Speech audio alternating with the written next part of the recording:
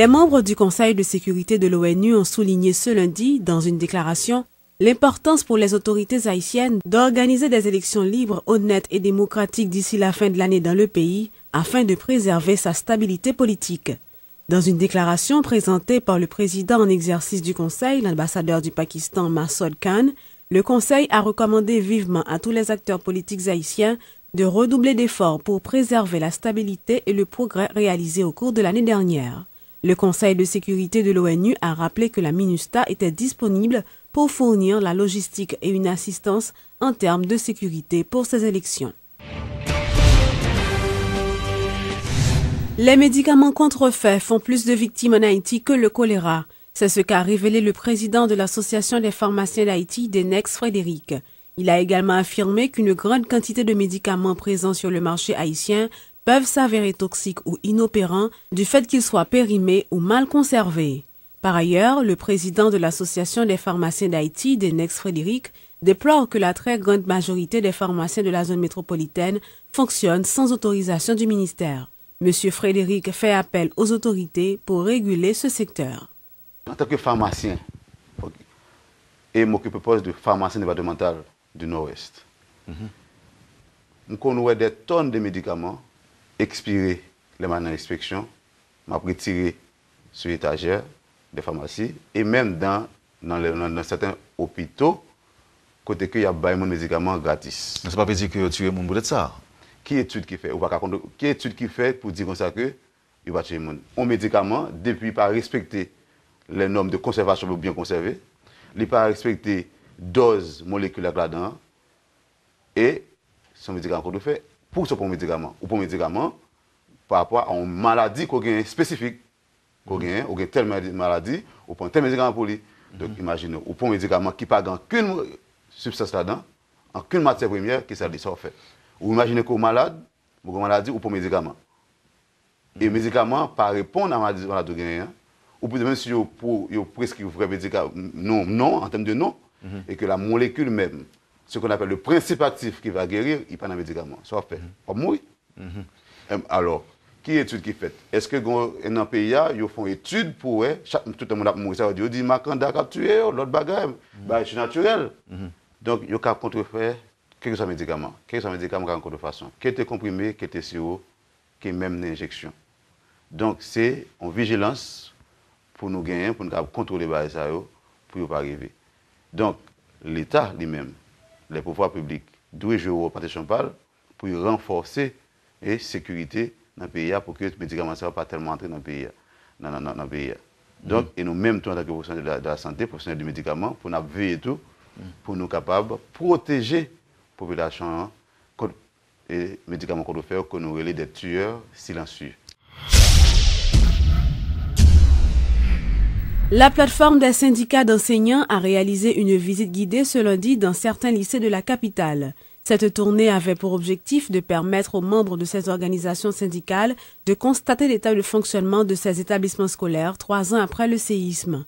Selon la coordonnatrice de la CNEH, Lourdes Edith Joseph, la présence des sans-abri au niveau de certaines écoles compromet la qualité de l'enseignement délivré aux élèves. Il y a un plus gros problème lycée actuellement là, c'était question de là. Il y a un problème professeur qui va être nommé, qui a un problème rémunération. Problème ça, dans le mouvement mobilisation professeur, le ministère a fait un marché pressé, il fait d'une pierre deux coups, il résout et à la fois problème professeur pour nommer et à la fois problème rémunération professeur qui a lettre dans main. Donc il était question tant là, tant que j'en ai constaté, qui était un gros handicap pour le fonctionnement lycéen qui empêchait les gens qui dirigent le lycée gagner contrôle lycée réellement. Donc l'État haïtien, dans le souci pour permettre lycée bien fonctionner, nous avons souhaité que l'État haïtien dans un plus bref délai pour le capable de faire effort pour lever question tant pour le quitter c'est un affrontement entre les gens qui n'entendent avec élèves pour lycée qui gagne la paix avec stabilité que tout le monde qui dirige lui avec professeur souhaite le gagner. En plus de confrontation qu'on a l'autre bagaille, il réside lycée en zone côté élèves qu'on a le couché, il y a un paquet de jeunes petits garçons, des espaces côté jeunes petites filles. C'est une zone de problème. L'école là qu'on lague quand on a plagué là, il faut filer virer quoi là, il compte tout en battante, nous on jeune. Donc élèves là, son bagage qui est correct ça le fait mais c'est tant que pas gain place là parce que tout côté qui gagne côté cache-cache, lui permet n'importe qui bagage fait. Donc l'État haïtien, tout s'il veut dirigeants yo mener lycée à bien, faut le faire en gens pour le débarrasser rapide question tant qui est là qui constitue un gros handicap pour fonctionnement lycée Henri Christophe. Les marchands ne sont pas trop visibles dans les rues de Pétionville suite à une décision prise par la mairie de cette commune. En effet, des brigadiers ont été déployés par les responsables pour empêcher la présence des vendeurs sur les trottoirs. Une initiative qui est très bien appréciée par des citoyens qui estiment que si cette démarche est pérenne, elle devrait permettre à la commune de Pétionville de retrouver son visage d'antan. La nouvelle commission communale de Pétionville se met au travail pour tenter de changer enfin l'image de cette commune qui s'est lentement détériorée. Le conseil municipal a libéré les trottoirs des rues Lambert et Lamar depuis lundi, là où les marchands installaient leurs produits. Aujourd'hui, la circulation piétonne et automobile de ces rues est fluide. Une décision qui ne fait que réjouir les Pétionvillois interrogés. Moi, son bel travail, moi, je fais. C'est qu'on a un blocus, depuis mairie, on prend la rue, pas un blocus encore. Moi, j'aime ça. L'autre passe là, machin, on tape poussé dans la rue là. Et on fait un bel travail là. L'autre passe là, là, où il est là, à l'aise, ou machin à l'aise. Pas un problème, ça. Cette décision de déplacer les marchands des trottoirs n'est pas temporaire. La mairie a constitué des brigades. Ces agents vêtus de t-shirts jaunes et bleus montent la garde dans ces zones pour empêcher le retour des petits marchands. Depuis nous là, de 4h du matin à 10h du soir. Selon le maire adjoint de Pétionville, cette mesure est ferme et irrévocable. Brigade des rues, c'est pas tout encore qui existe en dedans de la mairie. Quand même, il y a un coût. La mairie n'est pas capable de supporter. Mais nous connaissons pouvoir qui comprend le travail ça n'a fait.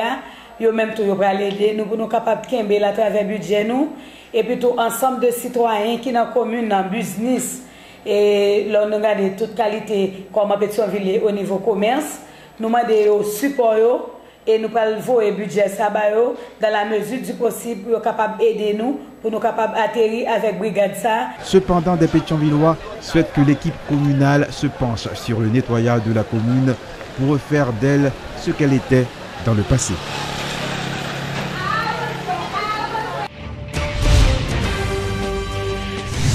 L'ambassade des États-Unis à Port-au-Prince est dite satisfaite des résultats obtenus dans le cadre du programme baptisé Center Stage, qui a été lancé en 2011 et qui a pris fin en décembre 2012. Selon l'attachée culturelle de l'ambassade américaine, Régine René Labrousse, ce programme avait pour objectif de faire des échanges entre les deux pays dans le domaine culturel. Alors, 3 groupes ont été choisis comme finalistes pour cette édition et Bello, un des grands artistes.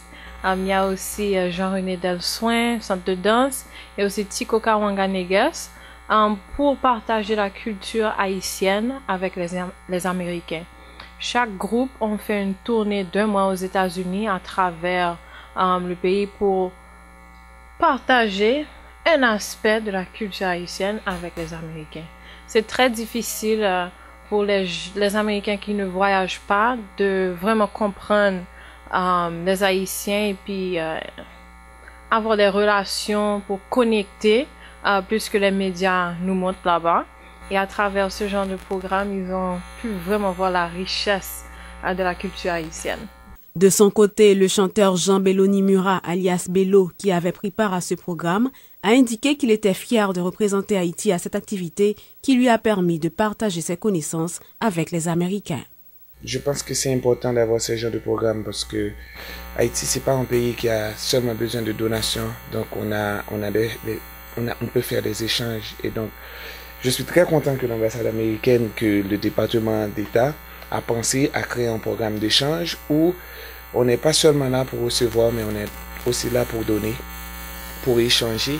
Et donc, on a eu des rencontres avec des jeunes dans des écoles, dans les universités, et je pense que ça a changé l'image d'Haïti aux yeux des Américains.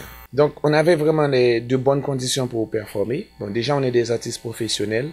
On a de la bonne musique, ça, on n'a pas de doute. Et maintenant, quand on a les bonnes conditions techniques, il n'y a pas moyen de ne pas donner un bon concert. Et surtout là où on a été, c'est pas que à Miami ou à New York.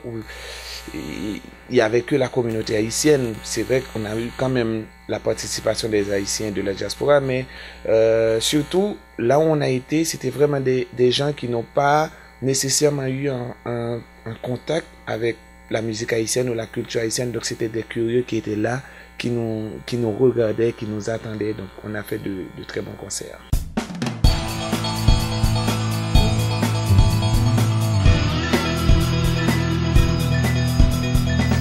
Et dans l'actualité internationale, près de 80 corps de jeunes gens exécutés ont été découverts ce mardi dans la cité syrienne d'Alep, dernier carnage en date dans le pays en guerre, à quelques heures d'une intervention du médiateur international Lakhdar Brahimi à l'ONU. Il y a des dizaines et des dizaines de corps. Au moins 65 cadavres, dit l'Observatoire syrien des droits de l'homme, couverts de boue, car ils viennent d'être sortis de la rivière. Tous sont des jeunes d'une vingtaine d'années, vêtus en civil, les mains liées derrière le dos, exécutés d'une balle dans la tête. D'après l'homme qui tourne ces images, ils viennent d'être retrouvés dans ce faubourg d'Alep, tenu par la rébellion. Aucune carte d'identité sur les victimes, impossible donc pour l'instant de les identifier, ni de connaître leurs meurtriers. Comme à chaque fois, chaque camp se renvoie la responsabilité de la tuerie. Les rebelles accusent les hommes de Bachar el-Assad. Ils auraient jeté les corps dans l'eau plus en amont, là où la rivière traverse des zones pro-gouvernementales. À Damas, toute autre version, le pouvoir affirme lui qu'il s'agit d'habitants du quartier enlevés puis exécutés la nuit dernière par des groupes terroristes, car ils étaient favorables au régime.